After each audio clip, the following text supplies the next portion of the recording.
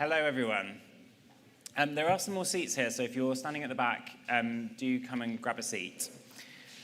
So welcome. My name is Harry Cortapinna. I'm Executive Director here at IPPR, and it's my absolute pleasure to welcome you all to this Fringe event on missions, how we make them a reality in government.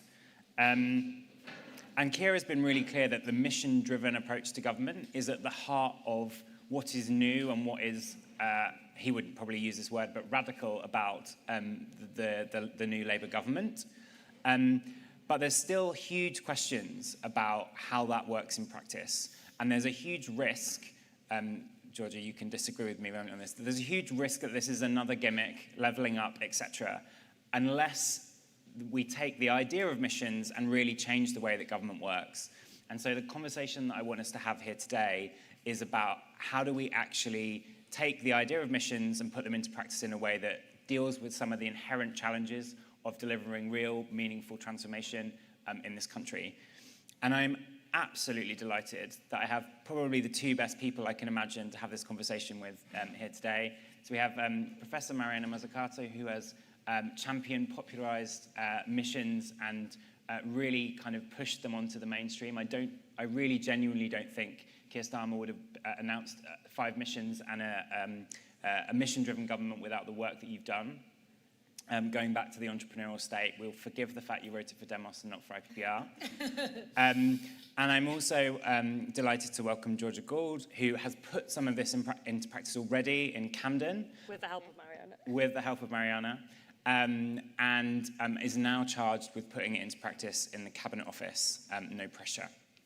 So I'm going to come to you first, Mariana. Perhaps you could tell us a bit about what is new and radical about missions, how should they work, and how can they be transformative? Sure.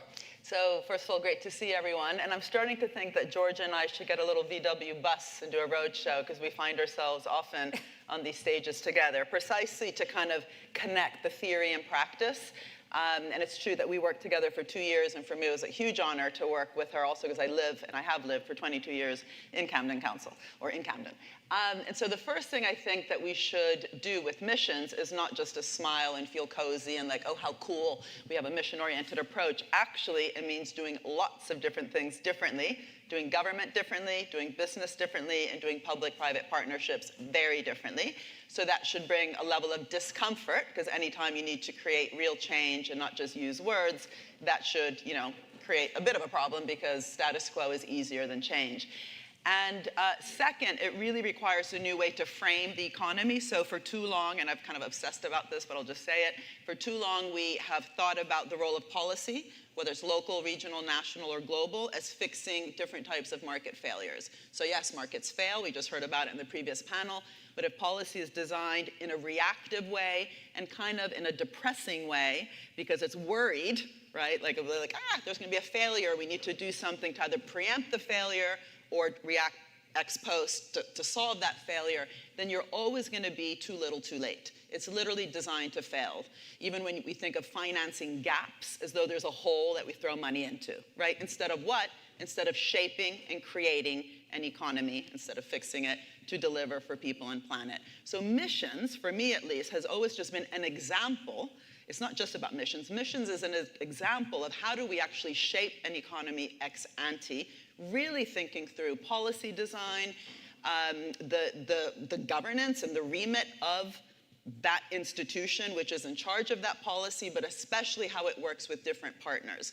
So the reason I wrote Mission Economy was that, and this was back in 2018, is I truly don't think we would get to the moon today in the way that we design our policy, with one side facilitating, fixing, de-risking the other. The whole concept of de-risking should be thrown out the window. Kennedy said, we're doing it because it's hard, not because it's easy.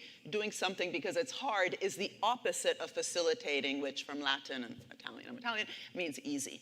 So really embracing the difficulty and then asking, how do we work together to get the job done, means then taking time to actually design all the tools governments have, from procurement to loans, to guarantees, to subsidies, to COVID bailouts, or any bailout, to foster that bottom-up experimentation in the business community and others to solve the problem. So 400,000 people got us to the moon, but we wouldn't have gotten there had NASA not just begun getting their hands very dirty with changing how they were doing procurement, which at the time was just cost plus. It wasn't stimulating much innovation or quality improvement. They changed it to fixed price, challenge-oriented procurement.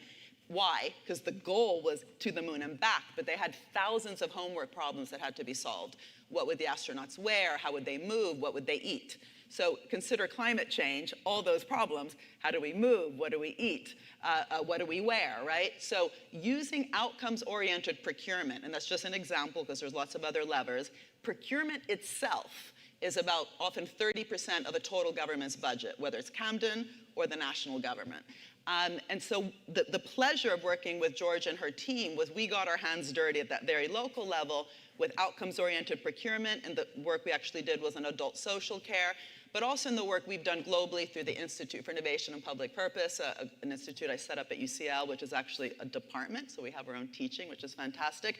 We've worked with governments like in Sweden, where they said, you know, our challenge is a fossil-free welfare state, and the missions, because there's a difference between challenge and mission, has to land on the everyday stuff. Not the moon, but things like school meals.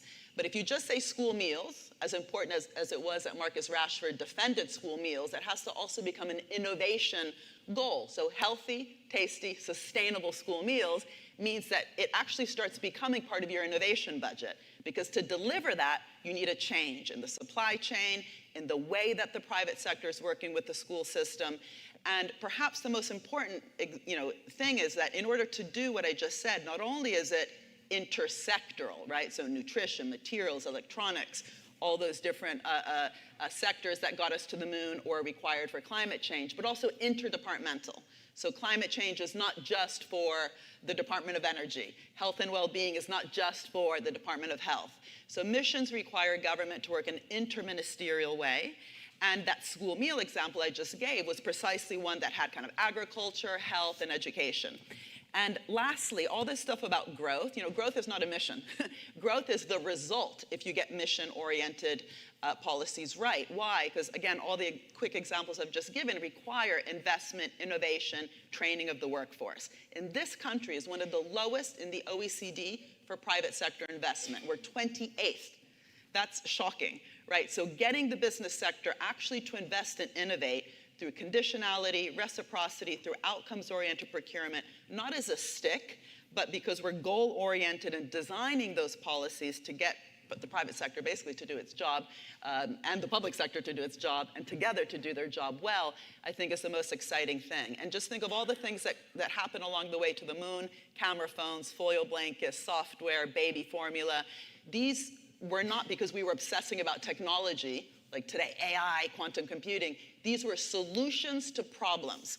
And because they landed on Earth, all this new technological change as solutions to a purpose, problem-oriented system, growth occurred, productivity occurred, and we had a Keynesian multiplier. So I'm sure we'll come back to this budgetary issue, but this is perhaps the most important issue. The holes we have in our budgets will only get bigger if we don't catalyze that kind of investment-led system.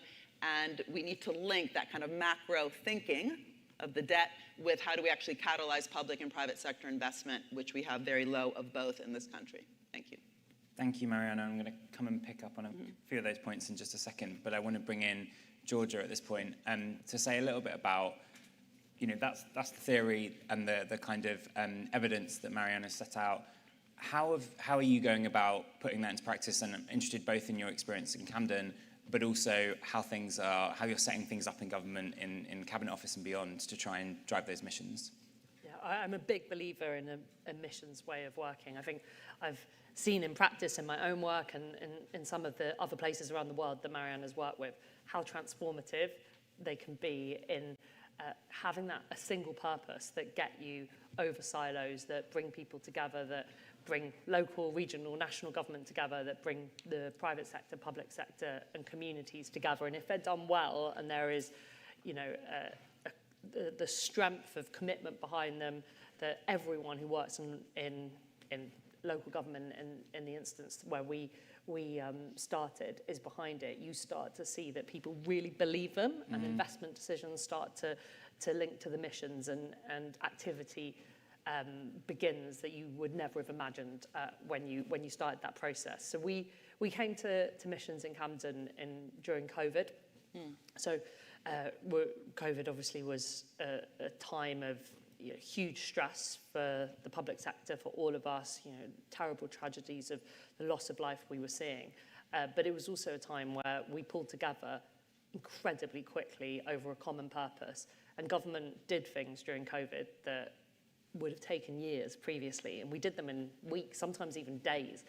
We were able to get everyone in who was homeless. We were able to get food packages out to everyone that was hungry. We were able to get PPE out. We were able to break down silos between the voluntary sector and councils. You remember mutual aid groups started even before local government were able to pull things together, and we were able to jump on that energy and not to push it away. And that was the strength of that single purpose. And I was determined that post-COVID, that we took that same energy and commitment to recovery, and that we really showed what could happen if government had a singular purpose, that it was working differently with its communities to deliver on some really bold ambitions. And I knew Mariana's work on missions. She was Camden-based, as she said. So we asked Mariana if she would co-chair a recovery task force to look at whether we could put this into practice in Camden. So we worked with our community, who wrote for missions that there was real buy-in. And I think that was one of our first lessons, that it's critical that those missions are not just a mission for, in that case, a council or for government, but they are missions for Camden and for the country, that they are owned by communities, that people feel they have a stake in them, that they are themselves taking action towards those missions, and that's when you get the cumulative impact. So we developed these missions, and we worked on them for a number of years, and I think that we saw, as kind of time went on, that more and more partners were coming on board. So we do a mission summit each year, and you had kind of working on our youth mission, everything from a young person who'd been in the youth justice system, who was working on a mentoring program for other young people, through to Google, who were in my borough at the time, opening an AI campus for young people. And when people can see other very unlikely partners, they start to make connections, and they start to kind of unlock opportunity that wasn't there before. And I think Mariana's point and her challenge always to us was to see our kind of power as a council. Many councils have lost a huge amount of their budget, but they still have massive procurement budgets. They're big economic players, and to start to see ourselves as market shapers. So we worked on mission-based procurement, but also started we are working on a community investment fund. One of the big challenges we saw in my borough at the time was that we were one of the fastest growing parts of the country, with a huge amount of investment going in. Very little was going into our communities. We also had some of the most deprived communities in the country. So we set up, or in the process of setting up still, a £30 million investment fund, which was deliberately to get money into companies either started by or supporting young people in our community, which is something really outside of the usual scope of what we would do as a local council. But I think the missions-based approach gave us a level of ambition to solve problems that would actually really, really make a difference on the deep inequalities in place. So I was really deeply excited that Keir Starmer has made missions such a central part of his vision for the country, and I think he's been really clear he wants to see an end to sticking past the politics, to have a long-term ambition that is sustained, that starts to get government working together differently. And I thought maybe local government was a bit siloed, and I'm really getting to know the level of silos that exist in national government. But I think the missions that we have cut across those silos, and there's a huge opportunity to get that common purpose. So I'm not actually responsible for missions. Pat McFadden is responsible for missions, but I'm responsible for public service reform. But I think that everything we do has to sit within the lens of missions. And I'm, if you think about opportunity missions, safer streets, how our public services support them are absolutely critical, and it requires us to bring together departments, but also to work differently with local government, bring in different partners. And I think to test new approaches, bring government closer to places, to work together to make some of these missions come alive in communities. I suppose when we were doing the work in Camden, we often talked about ourselves as not driving the missions, but we were stewards, and it's a slightly different role for government. You know, obviously there's a massive delivery role still, but also there's a convening role, there's a coalition building role, there's a participative and storytelling role, there's a working alongside people to iterate new approaches. So it's a new capacity and skill set I think we need for government to enable that to happen, and I think that's part of the work we're trying to do. But I think that we're very, very serious, government is serious about these missions, and I think when as people believe that, you'll start to see more and more energy going behind them, and I think we will start to, things will start to happen that we can't imagine in this room today. So I hope that's the message that everyone takes away and thinks about in their own organisations, in their own communities. How can we make these missions a reality? Thank you, Georgia. I'm going to follow up on 2 points, then I'm going to bring Mariana back in. So let's take the public service missions, which obviously sit within your public service reform role, the health mission, the crime mission, the opportunity mission. Obviously, there have been a lot of talk about the setting up of these mission boards as kind of one of the driving vehicles behind doing this differently. Can you tell us in practice how far have Labour got in defining what those boards look like, how they will actually deliver the outcomes you're talking about? How are they different to, for example, cabinet subcommittees that went before? I think the boards are a really important part of the work because it might not sound that radical in this room, having shared accountability, but the strength of the way of thinking in government about individual departments holding an outcome, holding a budget is it's very deep rooted. And so setting up these mission boards, which have collective responsibility for an outcome, is in itself a huge innovation, and it drives underneath it a completely different way of working with different teams coming together. So I think that is a really important part of the architecture. But that is one part of a much wider system change. So Mariana mentioned procurement. Procurement's also in my brief, and actually transforming the procurement so missions are at the heart of how we do that. That is a huge lever government has, and I think that if you go through property also in my brief, how could the assets that government hold, how can they support the missions to deliver in communities, whether that's delivering new houses or co-locating public services to deliver on the opportunity mission. So when you start to think about the kind of mechanics of government and how each of the powers and levers that we have, which is significant, can get behind those missions, then you start to see the real potential for transformation. And I think that we will, the kind of work that sits underneath those mission boards will be us, working in partnership with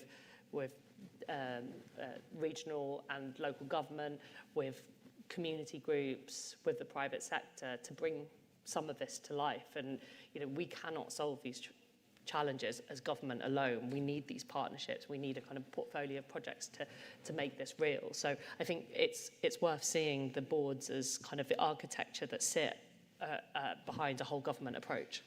And then just briefly, you touched on it there, but the devolution agenda, I guess there's a risk that missions without a kind of different way of working between Whitehall and local government and Metro Mayors and indeed the other nations within the UK, that they become basically the same as targets, top-down driven, kind of micromanagement, if you like, which we saw in previous governments.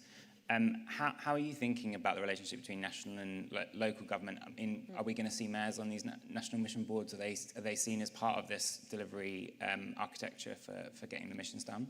Yeah, I think one of my biggest frustrations in local government was, and I think actually something I found really shocking, was the lack of partnership between central and local government, that in this country that we are so deeply centralised, and the kind of real delivery arm of the state, which is local government in so many aspects of our public services and our broader services, there isn't a place that we come together. There is not, there is not any kind of a way of really kind of working together. So quite often policy would just get developed in a complete vacuum. And you saw like some deeply frustrating times, during COVID is a good example, when there was a national test and trace system set up rather than working with the kind of deep knowledge of public health professionals and the voluntary and community organisations who knew communities. So I think that the one of the big and exciting potential of missions is to actually, for the first time, to have a real partnership between central and local government, and to have teams across central and local government working on some of these challenges together, and have a golden thread across the different layers of government. So there's been a council of nations set up, a council of mayors, a council of local government, which is those spaces are opportunities for local, regional and central government to really kind of develop these missions together and to make sure that they're aligned. And a lot of it, these missions are things that we in local government care about, opportunity, safer streets. These missions exist because they are what our communities want from us. And there is a real desire from local government to be doing this, well, they're already doing the work, but to get behind these national missions. And, you've got hundreds of councils with a huge amount of innovation going on. So the role should be to be learning about what's going well and have a constant feedback loop, scaling what's going well around the country, supporting different projects, getting the kind of resources that we have in government behind local places who are pioneering on these missions, and to not, have a kind of one moment when power all comes down, but to have a constant iterative conversation where we're on both sides working together. So I think that so many of the missions will be delivered by regional and local government within communities, and so that partnership has to be at the heart of it. Thank you. Marianne, I'm going to bring you back in. One of the challenges that we repeatedly see in national government trying to deliver fundamental change, transformation, get over sticking plaster politics, is that is the kind of treasury brain challenge of, does the Treasury back this kind of wider change that governments want to deliver? How do you get Treasury to invest in ways that reinforce the missions rather than undermine them?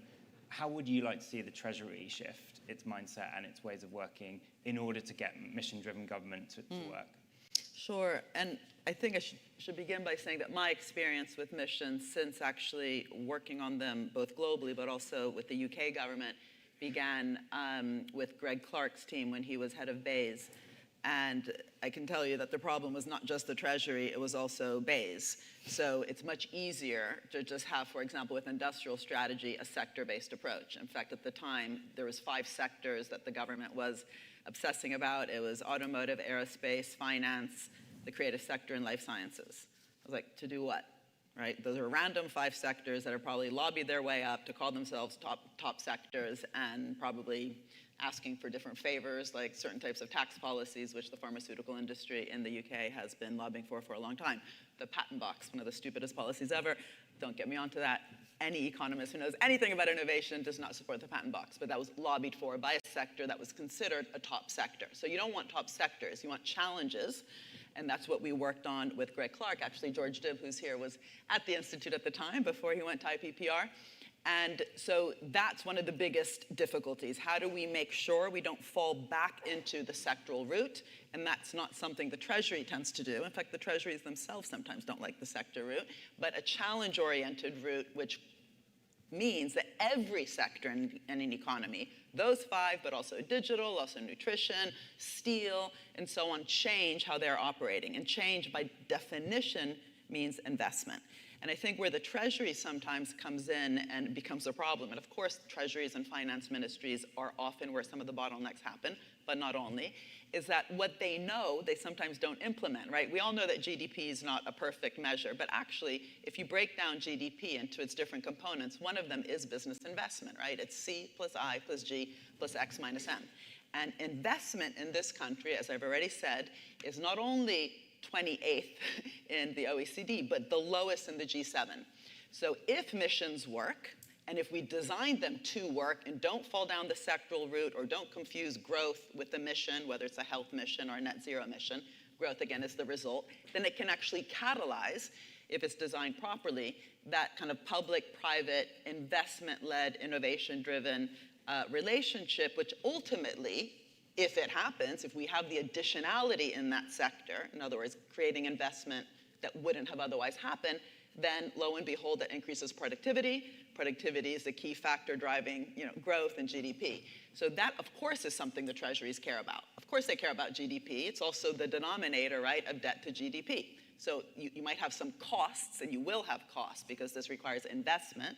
There will be investments, but if you do this right, in a way, as we both said, is at the level of how do we design procurement, how do we design public loans, how do we design, again, bailouts, which in this country, we just kind of gave out a lot of money to sectors during COVID. Think of EasyJet, they got 600 million, no conditions attached. In France, the same kind of bailouts that went to their sectors, like Renault and Air France, were conditional on those companies committing to reducing their carbon emissions over the next 5 years.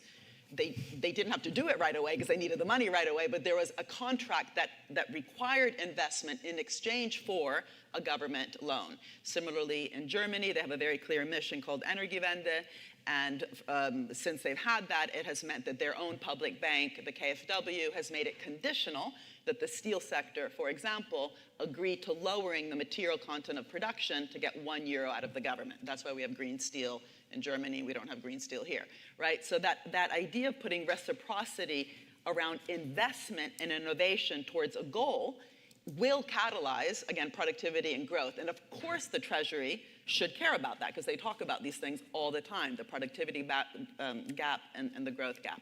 The problem is if we confuse the short run with the long run and just look at the short run investment, and if the fiscal rules themselves maybe even just take a 5-year period where we know that the Keynesian multiplier around these investments might take 10 years, then what should be seen as a catalytic driver of growth over a dynamic period just gets seen as a cost in a short run period. And this is kind of basic Econ 101, and so I often say maybe we just don't care. Maybe we're actually quite happy giving out handouts and kind of getting lobbied and so on because we know that it doesn't work.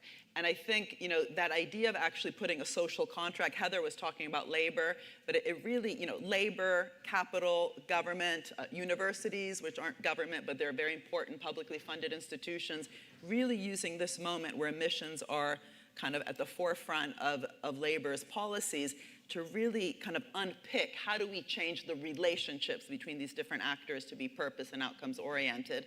How do we have pre-distribution instead of redistribution? Of course, we also need redistribution, but that pre-distributive care of getting those relationships right, capital-labor relationships. Something I worked on closely in the United States was that this CHIPS Act, for example, this $450 billion scheme for the semiconductor industry, because the US is very concerned about kind of having chips sovereignty, not being over-reliant on Asia, that itself embed worker rights, green energy efficient supply chains, and limiting this massive use of share buybacks, which in the US, just in the US, has seen over $7 trillion being used just to buy back shares to boost stock prices, stock options, and executive pay.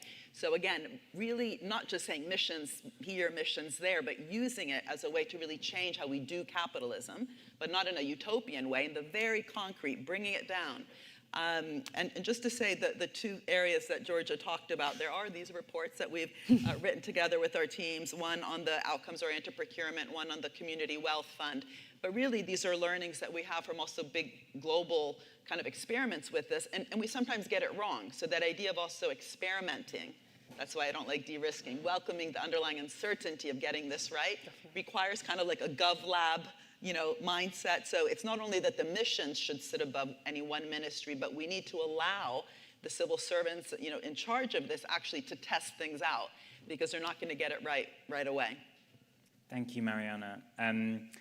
Great. I'm now going to open up to the audience to ask questions of our two amazing panelists. So if you raise your hand, the lady in the pink, there should be a microphone coming to you. Hi, I'm Mary Claire Walsh, GLA. Sadiq Khan, very supportive of the mission-based approach for London Government, and we're setting up a mission-based approach in London based in the Partnership Board, which Georgia used to chair, so you can see where some of the influence is coming from in that. But I'm interested, as we're going through that process, you talked about the silos in national government and very much about the silos that affect the whole mindset around this. I'm wondering, first steps for this huge cultural change that we're going to have to face as we go into this new approach, what are the things that we should be looking at in these first 3-4 months, in the first year, and then how do we widen that out? So from your experience in Camden, etc., what should we be thinking about like right now? I'm going to take a couple of questions, so if others want to come in. Gentleman at the back in the red jumper. Tom Chivo, Leeds North East. You mentioned that the public played a role in defining and shaping the missions that were developed in Camden. And I can see how, and I know the area, I can see how that happened in practice.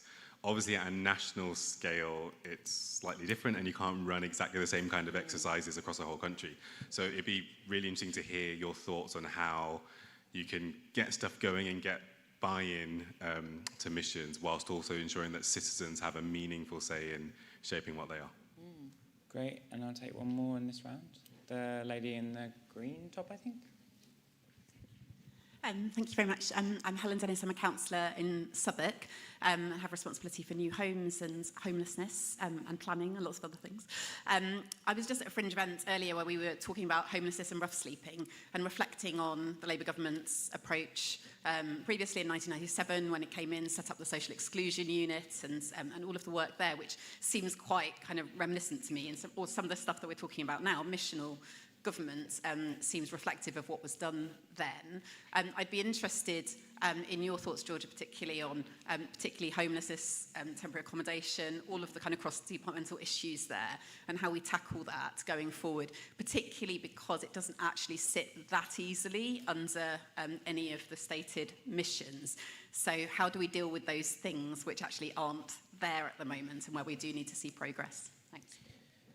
Great, so we've got a question about silos and what we should be looking for in the next couple of months. I might pass that one to you in a second. We've got how do we get public buy-in? Marianne, I might come to you on that one.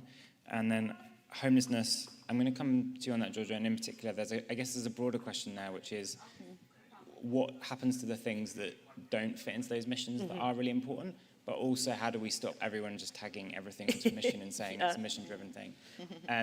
So I'm going to come to you first, Georgia. Yeah, which is a real challenge. We'll come back to that. So I think that in the first few months, I think so you have an overarching mission, but underneath that will be outcomes you're working towards. And Marianne is always really good at challenging to say, with a mission, you need to know if you've achieved it. You need to set some kind of long-term outcomes, and you need to be measuring in some way your progress towards those outcomes. I think for a mission, it's something you need to know when you've achieved it, but you need to not know at the start how you're going to achieve it, because it has to be ambitious enough that it's calling on people to act and work differently and bring in new ideas. So as you go through that process of really defining what the overarching missions mean to you in London and the areas you want to focus on, making that a process that as many people as possible are part of, and that at every level of the organisation. And I think that a lot of the innovation that happened in Camden on the missions was led by teams who were on the front line, who really saw those missions as part of their work and what they wanted to achieve. So we had one mission, which was that everyone in Camden will have free, healthy, sustainable, affordable meals per day.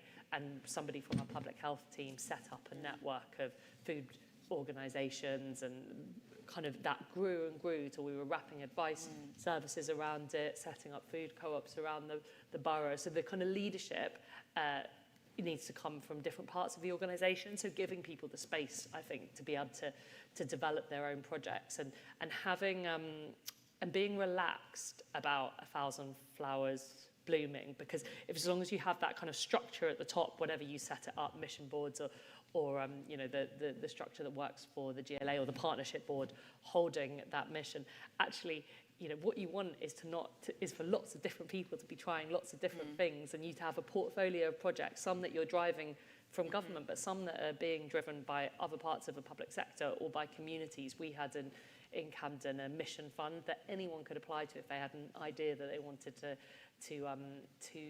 take forward around the missions. And so it's when you have that different layers of action that connect in with each other that you start to, I think, see real whole-scale change, because it builds its own momentum that isn't actually being driven always by the centre, but is more collectively owned. So I think like laying the foundations of bringing, you know, of developing those missions with your partners that are relevant, so they really deeply feel that ownership, and leaning into that thing of steward, where sometimes your role is actually just to keep convening and not actually do, which is I think a different way of us working, which I think really leads nicely to the question about ownership. And I think that's why the partnership with regional and local government is so important. The parts of government that are, you know, really deeply embedded in communities, and the local places are developing their own action plans toward missions and working with communities to ask kind of what does that mean for you in Liverpool, and what does opportunity mean for you? How can we bring together our anchors, whether it's universities, NHS, to work on an opportunity plan for this place? And maybe you'll do, working with care leavers about their experiences and what it would take to change things for them. So I think the more that we kind of crystallize what it is we're trying to achieve, and then bring the people who are most relevant to that into the conversation. And I think that central government can do some of that and can support that kind of activity, and I think can come out to communities and support, and actually work alongside communities to develop projects that are very much on the ground. But I do think it does require other players to also be working with the communities, whether that's a school or a think tank or any organisation, because those missions need that kind of wider ownership. And then the question about temporary accommodation. I mean, I think temporary accommodation sits really strongly in the opportunity mission. I think, my experience is it's very hard to kind of rebuild your life if you're in unstable housing. And in London, there's a chronic issue of one child now in every classroom in temporary accommodation, and it's growing around the country, and that's families sometimes in bed and breakfast being moved each night. That is no place to be able to concentrate at school or to be able to take forward what you want to in your life. So I think dealing with temporary accommodation should be really a critical part of the opportunity mission. But I think that it's really important with missions that not everything that is important sits within a mission, and there will be other priorities that government have that are still incredibly important, but don't kind of firmly sit within a mission, and that's okay, and that's something that we need to be really clear about. But there's a way of working that missions encourage, which is around I think designing services with people, being open, innovating, building coalitions that can apply to lots of different challenges. And we certainly in Camden, we started to see that parts of a council that weren't like distinctly part of the mission were starting to work in a very mission-based way.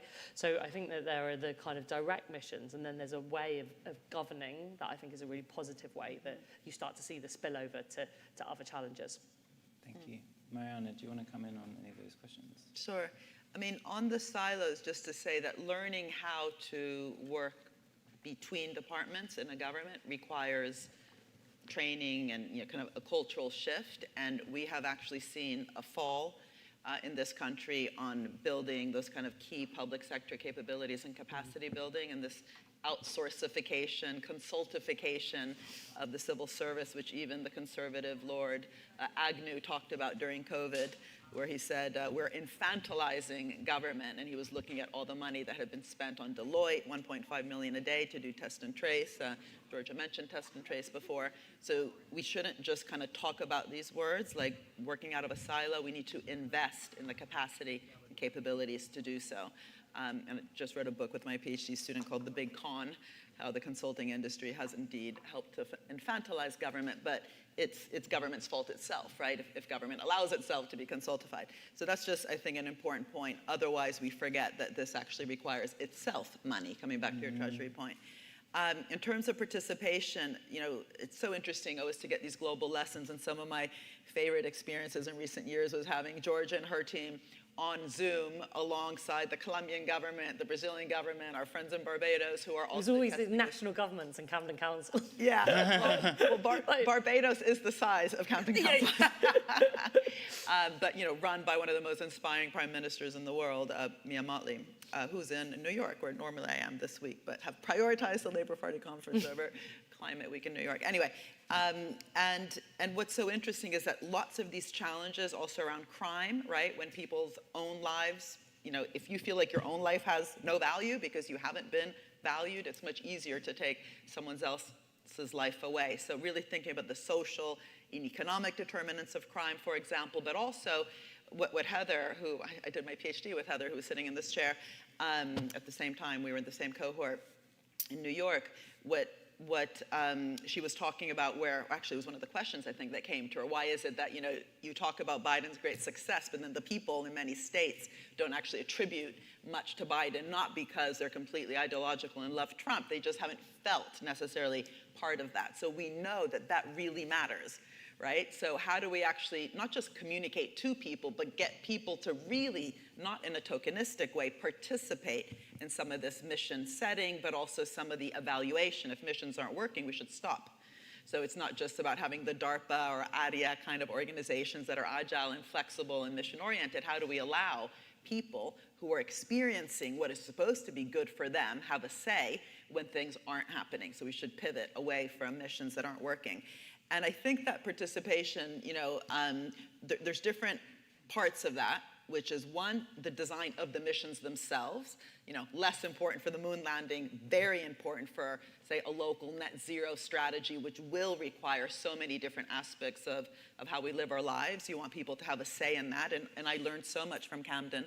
I must say again, that the great work in Camden was for an economist that normally works at the national level to see how a local leader actually has access, but because she cared to have access to that kind of citizen engagement. We talked to the resident associations and the housing estates around the clean growth missions, which Camden actually set out at the housing estate level. She talked about cooperatives. That's not everywhere. Sometimes people just have food banks, which of course are important in a country that has high inequality, but transforming a food bank into a food cooperative where people feel ownership and dignity when they walk in them is a completely different kind of setup. And so, in terms of the devolution, that learning, the money should go from central to local, but the lessons really should go from local to national, and we don't necessarily have even the platforms for that to happen. But in Brazil, for example, where we're working with the Amazon mission, it's huge, this issue of participation, because the indigenous communities there that have been hurt by how we have not only deforested the Amazon, but they just simply have had no say. And a lot of the knowledge that indigenous communities have had literally from many, many years, if not centuries, about, for example, water and treating water as a common good, something that the scientists are just waking up to, they have known that for a very long time. So it's not just about bringing the indigenous community to the table in, again, a tokenistic way for an Amazon mission, but to actually value the knowledge they have and to allow them to actually steer the design, but also the fundamental science behind some of this. So I think that issue of valuing other participants for real is something that we should itself put in the playbook of the capabilities that one requires for mission-oriented thinking. And again, it's empathy, not sympathy, actually listening, something that economists aren't very good at, or we just like to preach. But anyway, really listening to communities before even thinking that you're gonna have the clean growth mission be beneficial. Amazing. I'm going to take another round of questions. Do we have a microphone?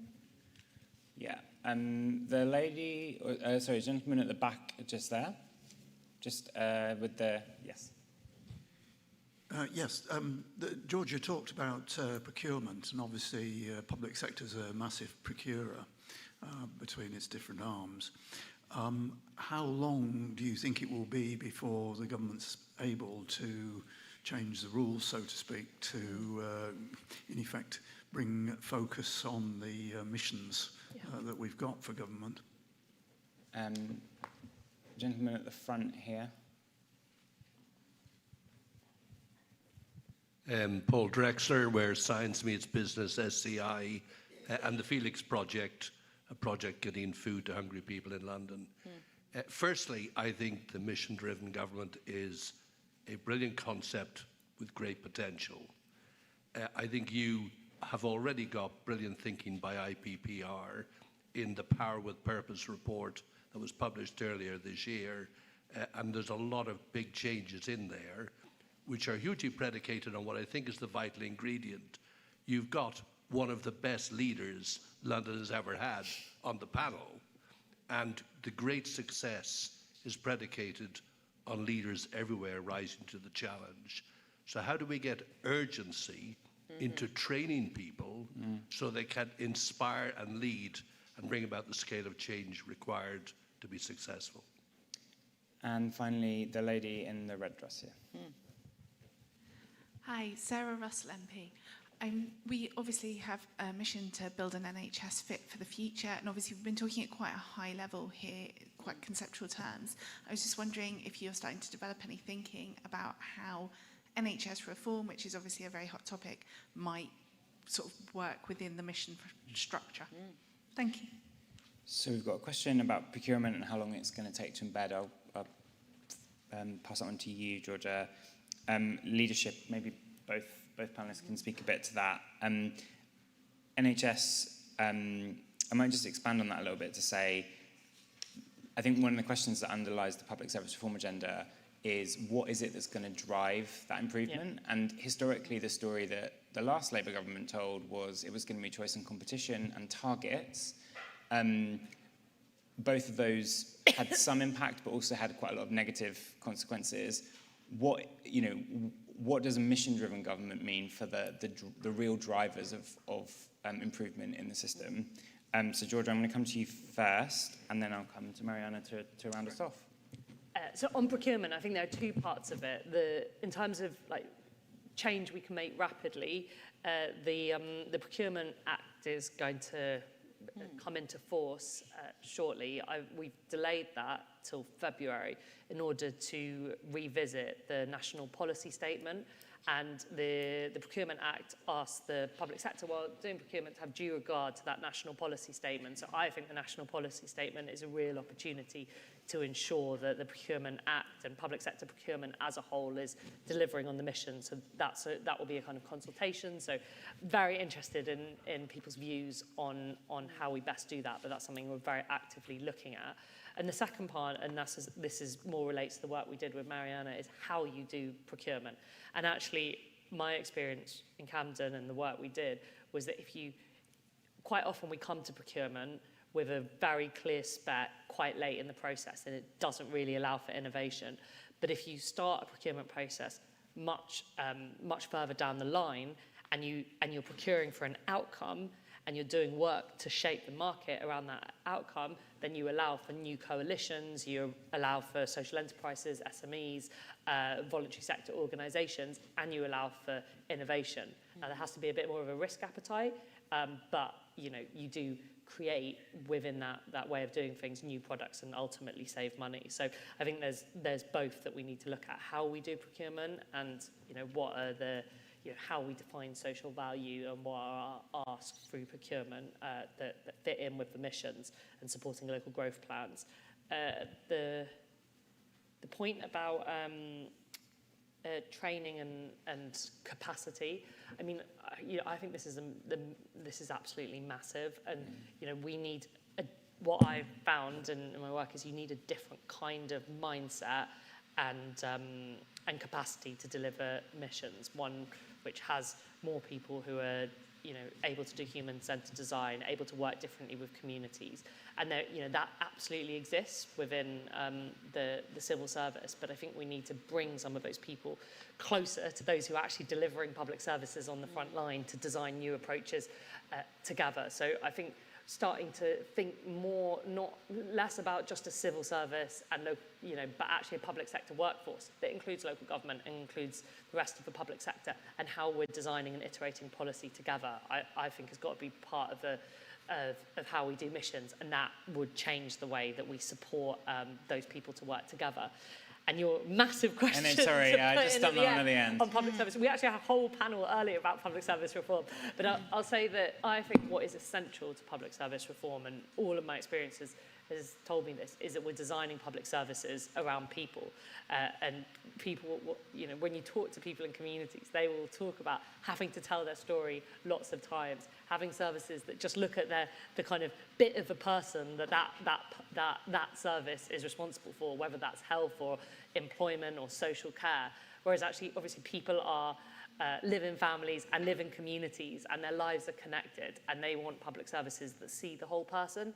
And I think that we need to break through some of those silos between local and central government and between different departments, so we're actually working alongside people, and those who are using services are best placed to kind of drive that. And I think we need services that really empower them and build on their strengths. And so, what I've seen, when I've seen that be really successful, is, supporting people to live longer at home, because you're working on what are the community links that are there, and that requires maybe more services being out in the community. For example, I was talking earlier about family group conferencing, where you work with families who are at risk of a child going into the care system to work alongside them to keep that child within the family network. And by looking at the strengths within communities, you often find massive inspiration and ideas that would never have happened if you just had a more transactional relationship. Can I just probe rapid quick fire on that? What is inherent in that empowerment of the individual, and your conception of that is partly a critique that marketisation is not going to do the kind of empowerment that the story that New Labour told was, we give them personal budget, or we give them choice, and that's how you empower. So You're talking about something my different. sense has been that, when running public services, that you need to have deep integration and collaboration. That actually you need public services to work together to serve that individual. I think I haven't seen kind of competition drive what the outcome. I think the outcome is right, that at the end of the day the person feels empowered. But actually, what I've seen the shift is around relationships that work alongside somebody and build on the strengths in their own lives. And I think that's what really creates change.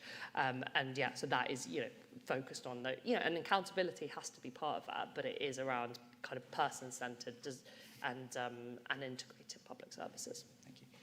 Mariana, do you want to round us off? Sure. I mean, it's really interesting just to use the COVID moment to break down the three questions and not just the NHS one. First of all, procurement. Globally, we failed, right? Outcomes, outputs, not the same thing. Missions are about an outcomes orientation. What was the mission during COVID? Vaccinate the whole world. Not vaccine nationalism, which is what we ended up having. And if you start with a goal and then you have to backtrack and say, how do we design the economy and the public-private partnerships to deliver on the goal? We didn't do that. And actually, if you look at the specific types of businesses that work with specific kind of public organizations, the AstraZeneca relationship was one of the positive ones, because they were forced basically by Oxford University, publicly financed researchers, to keep the prices and the costs low and to share the knowledge, because the Oxford University researchers who were part of that were very aware that the mission should have been global vaccination. So it's not, we can use words like public-private partnership, but then if it lands on problematic partnerships, and if we don't learn from the good ones versus the bad ones, then we're not actually building our capacity to do better in the future. So just to say outcomes, outputs different, we ended up with 6 or 8 different vaccines, but we didn't actually accomplish in time what the mission should have been. But we did do all sorts of outcomes-oriented procurement, PPE, even Italy, where I'm from, where we're very slow because of the bureaucracy. Usually in COVID, because you'll remember it was northern Italy, which was on the front lines. Really quickly, we managed to produce all the PPE in Italy, where 3 months before that it was all being produced in China. How? Through outcomes-oriented industrial strategy, outcomes-oriented procurement. Globally, outcomes-oriented procurement was used for COVID, but also in wars. In wartime, we always use outcomes-oriented procurement. In wartime, the military always worries about the goal, which is winning the war. They don't just spend money and say, oh, let's hope the soldiers get access to the stuff that we produce, right? Because we care. So coming to your point about urgency, if we don't actually care and we have to wait for either a war or a COVID global health pandemic where millions of people are dying to wake up and to use these tools, then we should admit we just didn't care about these other societal problems, because we know how to do it. We know how to do it when wartime comes. We know how to do it when COVID comes. We choose not to do it in normal times. And I think that's really important just to kind of, talk about, because then we should, talk about how do you build consensus, which was also kind of part of your point before, but also how do we treat as urgently in normal times health priorities. And on health, I think, my point is sort of in terms of the mission setting. The NHS is not the mission. Health and well-being for all is the mission, and the NHS is an absolutely key pillar of it. Not only should we protect the financing and not have the kind of real-time kind of cuts that we've had, but of course it needs reform. But one of the key reforms I think that we should have is to link up the investments we have in care and health innovation and issues around access and care. Right? So again, think of the DARPA model is both investment, but also access in the ways that they want the soldiers, again, to have access to those technologies. That's not what we do with health. In the US, the NIH, the National Institutes of Health, put in $40 billion a year in health innovation, that's public sector dollars, and then completely divorced from the care side, Medicare and Medicaid. And it's sort of the same thing in the UK.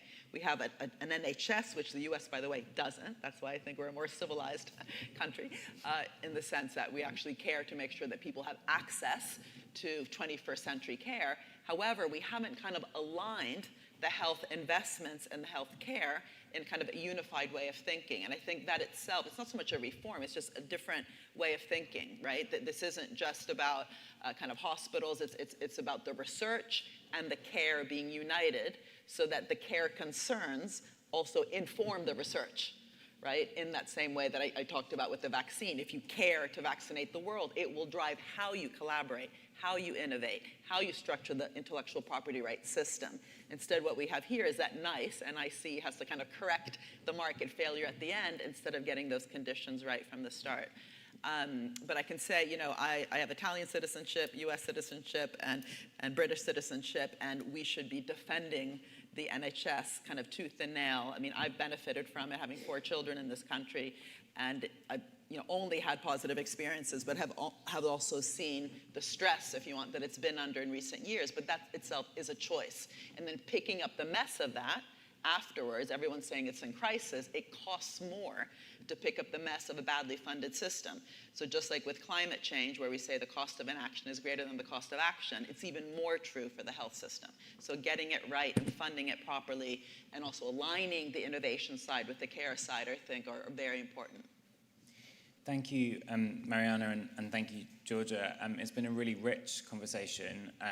I think this is where one of the most kind of energetic and interesting conversations that's happening in and around the Labour Party and government, and it offers the most potential for real, genuine innovation in how we govern and how states work. And for that reason, IPR will continue to do lots of work on it. I'm sure you will as well. And we cheer Georgia and her colleagues on in trying to make this genuinely transformative. Thank you, everyone, for joining us here today.